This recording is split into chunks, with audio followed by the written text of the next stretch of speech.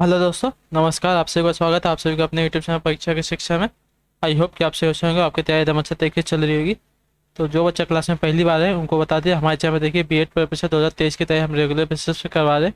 Class का समय आपका सुबह 11 बजे सामान्य ज्ञान की क्लास और शाम को 7 बजे आपको सामान्य हिंदी क्लास डेली बेसिस पे मिलती है। अच्छी हो तो हमें इंस्टाग्राम पर फॉलो कर सकते हैं और हमारे टेलीग्राम ग्रुप को जुड़ से वहाँ वहाँ पर आपके अपनी जो क्लास की पीडीएफ है उसको डाउनलोड कर सकते हैं। हमारी क्लासेस आप किसी भी प्रदेश के हों, उत्तर प्रदेश, बिहार, राजस्थान, मध्य प्रदेश, जो नॉर्मल बीएड की क्लासेस होती हैं हमारी हिंदी और सामान्य ज्ञान की होती है, ये हर एग्जाम में पूछे जाते हैं। तो आप क्लासेस ले सकते हैं, ठीक है।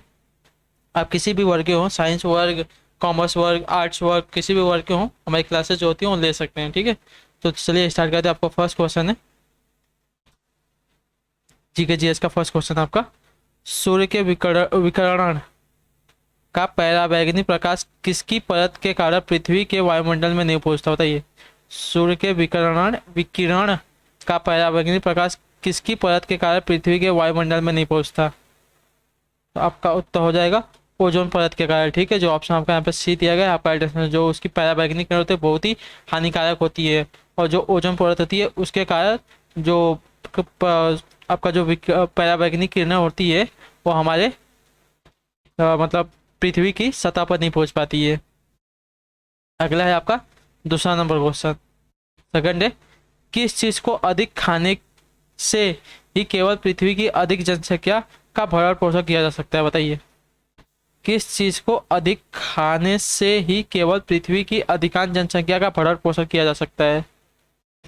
तो आपका होता है वनस्पति उत्पादन को, ठीक है। जो ऑप्शन आपका यहाँ पे सी दिया गया, आपका वनस्पति उत्पादन को खाने से पृथ्वी की अधिकांश जनसंख्या का भरण पोषण किया जा सकता है, याद रखिए। चलिए अगला है आपका थर्ड नंबर क्वेश्चन। पुरी में रथ यात्रा किसके सम्मान में आयोजित की जाती है? पुरी में रथ यात्रा किसके सम्मान में आयोजित की जाती है? तो भगवान जगन्नाथ के, ठीक है। जो ऑप्शन आपका सी दिया गया, आपका राइट आंसर हो जाएगा। अगला है आपका चौथा नंबर क्वेश्चन, देखते हैं। गगन नारंग जिन्होंने लंदन ओलंपिक 2012 में कांस्य पदक पाया, किस रूप में प्रसिद्ध है? बताइए। गगन नारंग जिन्होंने लंदन में ओलंपिक 2012 में कांस्य पदक पाया था, किस रूप में प्रसिद्ध है वो? तो देखिए एयर राइफल शूटर के रूप में प्रसिद्ध है, ठीक है। जो ऑप्शन आपका यहाँ पे सी दिया गया, आपका राइट आंसर हो जाएगा। अगला है आपका पांचवा नंबर क्वेश्चन। संयुक्त राष्ट्र सुरक्षा परिषद के 5 अस्थायी सदस्य कौन से हैं? तो चीन, फ्रांस, रूस, यूएसए और यूके, ठीक है। ये आपके हैं संयुक्त राष्ट्र सुरक्षा परिषद के 5 अस्थायी सदस्य, याद रखिए। जो ऑप्शन आपका बी दिया गया, आपका राइट आंसर हो जाएगा। अगला है आपका पांचवा नंबर क्वेश्चन, सॉरी छठा नंबर क्वेश्चन है। भारत के निम्नलिखित में से किस नगर में 2 रेलवे जोन का मुख्यालय है? बताइए। भारत के निम्नलिखित में से किस नगर में 2 रेलवे जोन का मुख्यालय है? तो मुंबई में, ठीक है। जो ऑप्शन आपका यहाँ पे सी दिया गया, आपका राइट आंसर हो जाएगा। एक तो आपका वेस्टर्न रेलवे जोन है, आपका आपका एक आता है सेंट्रल रेलवे जोन, ठीक है। तो जो ऑप्शन आपका यहाँ पे सी दिया गया है, आपका राइट आंसर हो जाएगा। अगला है आपका सातवां नंबर क्वेश्चन। वर्ष 2011 का को जनगणना के अनुसार भारत में जनसंख्या का घनत्व क्या था? बताइए। 2011 के जनगणना के अनुसार भारत में जनसंख्या का घनत्व क्या था? मतलब प्रति 1000 वर्षों प्रति 1000 पुरुषों पर स्त्रियों की संख्या कितनी थी, वो पूछा गया है। तो जनसंख्या घनत्व में आपका देख लीजिए 382 था, ठीक है। जो ऑप्शन आपका यहाँ पे डी दिया गया है, आपका राइट आंसर। प्रति 1000 पुरुषों पर 382 स्त्रियां थी। तो आपका जनसंख्या घनत्व तो ऐसे काउंट किया जाता है, याद रखिएगा। जो ऑप्शन आपका यहाँ पे डी दिएगा, आपका राइट आंसर हो जाएगा। अगला है आपका आठवां नंबर क्वेश्चन। संसदीय प्रकाश की सरकार में वह बराबर वालों में पहला होता है, वह कौन होता है? बताइए। संसदीय प्रकाश की सरकार में वह बराबर वालों में पहला होता है, वह कौन होता है? तो संसदीय प्रकार की सरकार में कौन होता है वो? तो देखिए प्रधानमंत्री होता है, ठीक है। जो ऑप्शन यहाँ पे डी दिया गया है, आपका सॉरी बी दिया गया, आपका राइट आंसर। संसदीय प्रकाश की सरकार में प्रधानमंत्री बराबर वालों में पहला होता है, याद रखिएगा। चलिए अगला है आपका 9वां नंबर क्वेश्चन। भारतीय रुपए का अंतिम बार अवमूल्यन किस वर्ष किया गया था? तो 1991 में किया गया था। ठीक है, जो ऑप्शन आपको पी दिया गया आपका राइट आंसर हो जाएगा। अगला है आपका 10वां नंबर क्वेश्चन। निम्नलिखित में से किस बैंक में कोई व्यक्ति अपना खाता नहीं खोल सकता, बताइए? तो भारतीय रिजर्व बैंक में। ठीक है, जो ऑप्शन आपका पे सी दिया गया आपका राइट आंसर हो जाएगा। अगला है आपका 11 नंबर क्वेश्चन। दूरदर्शन से रंगीन कार्यक्रमों की शुरुआत कब हुई थी, बताइए? दूरदर्शन से रंगीन कार्यक्रमों की शुरुआत कब हुई थी? 1982 में। ठीक है, जो ऑप्शन आपका सी दिया गया आपका राइट आंसर हो जाएगा। अगला है आपका 12 नंबर क्वेश्चन। एक मात्र वेद जो गद्य एवं पद्य दोनों में लिखा है वह कौन सा है, बताइए? एक मात्र वेद जो गद्य एवं पद्य दोनों में लिखा है वह कौन सा है? तो यजुर्वेद। ठीक है, जो ऑप्शन आपका यहाँ पे पी दिएगा आपका राइट आंसर हो जाएगा। अगला है आपका 13 नंबर क्वेश्चन। कैगा परमाणु विद्युत संयंत्र कहाँ अवस्थित है, बताइए? कैगा परमाणु विद्युत संयंत्र कहाँ अवस्थित है? आपका अवस्थित है कर्नाटक में। ठीक है, जो ऑप्शन आपका यहाँ पे ये दिएगा आपका राइट आंसर हो जाएगा। अगला है आपका 14 नंबर क्वेश्चन। गुड फ्राइडे मनाया जाता है कब? गुड फ्राइडे आपका कब मनाया जाता है? तो ईसा मसीह की शहीदी पर। ठीक है, जो ऑप्शन आपका यहाँ पे ये दिया गया है आपका राइट आंसर है। ईसा मसीह का शहीदी दिवस के रूप में मनाया जाता है आपका गुड फ्राइडे। ठीक है, जो ऑप्शन आपका यहाँ पे ये दिया गया है आपका राइट आंसर हो जाता है।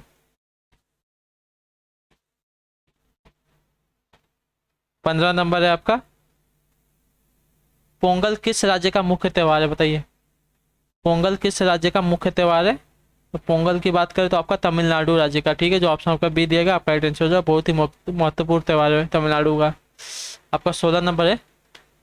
पिछड़ा वर्ग आयोग का गठन कौन करता है, बताइए? पिछला वर्ग आयोग का गठन कौन करता है? तो आपके राष्ट्रपति। ठीक है, जो ऑप्शन आपका यहाँ पे ए दिया गया है आपका राइट आंसर हो जाएगा। अगला है आपका 17 नंबर क्वेश्चन। हड़प नीति के अंतर्गत कौन से भारतीय राज्य कब्जे में किए गए थे, बताइए? हड़प नीति के अंतर्गत कौन से भारतीय राज्य कब्जे में किए गए थे? तो झांसी, नागपुर और सतारा है। सबसे पहले हड़प नीति के अंतर्गत यही तीनों राज्य थे जो कब्जे में किए गए थे। अगला है आपका 18 नंबर क्वेश्चन। किस राज्य का लोकसभा एवं राज्यसभा के प्रतिनिधित्व सबसे अधिक है, बताइए? किस राज्य का लोकसभा एवं राज्यसभा के प्रतिनिधित्व सबसे अधिक है? तो उत्तर प्रदेश राज्य के। ठीक है, जो ऑप्शन आपका यहाँ पे ए दिया गया आपका राइट आंसर हो जाएगा। उत्तर प्रदेश के लोकसभा एवं राज्यसभा के जो प्रतिनिधित्व है सबसे अधिक है। जो ऑप्शन आपका ए दिया गया है आपका राइट आंसर हो जाएगा। अगला है आपका 19 नंबर क्वेश्चन। भारतीय संविधान के निम्नोक्त भागों में से किस एक में न्यायिक पालिका तथा कार्यपालिका के पार्थक्य का प्रावधान है, बताइए? भारतीय संविधान के निम्नोक्त भागों में से किस एक में न्यायिक पालिका तथा कार्यपालिका के पार्थक्य का प्रावधान है? तो राज्य के निश्चित न्यायिक सिद्धांतों में। ठीक है, जो ऑप्शन आपका सी दिया गया आपका आंसर हो जाएगा।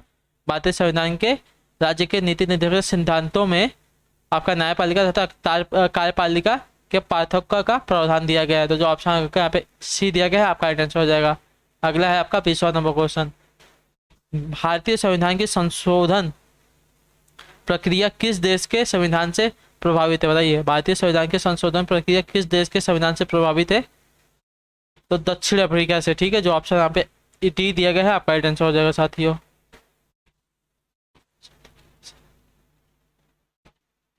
एक मिनट रुकिए बस।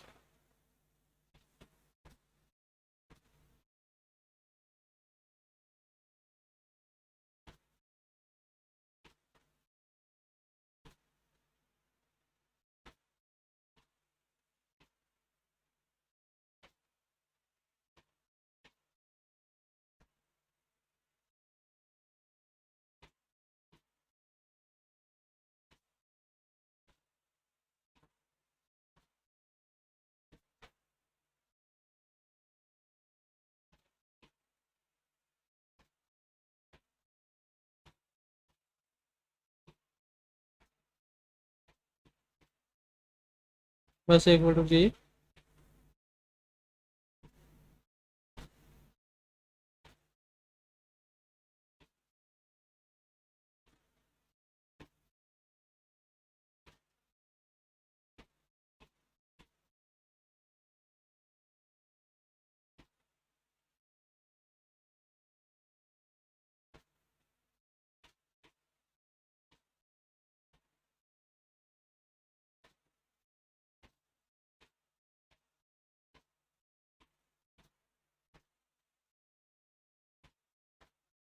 हाँ चलिए अगला क्वेश्चन देखते हैं आपका।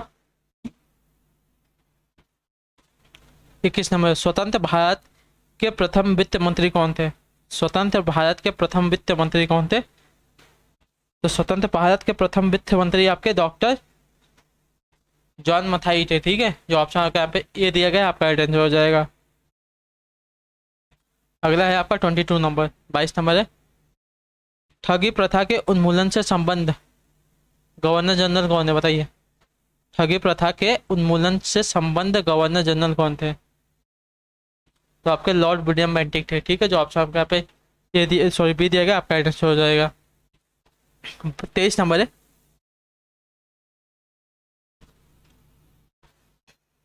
संविधान के किस संशोधन द्वारा अनुच्छेद 338 में संशोधन करके अनुसूचित जाति तथा जनजाति आयोग के गठन के संबंध में प्रावधान किया गया था? बताइए।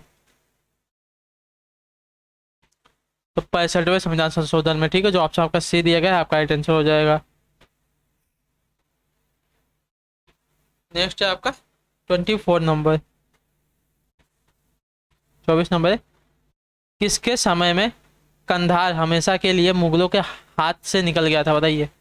किसके समय में कंधार हमेशा के लिए मुगलों के हाथ से निकल गया? तो शाहजहां के। ठीक है, जो ऑप्शन आपका सी दिया गया, आपका राइट आंसर हो जाएगा। अगला है आपका 25 नंबर,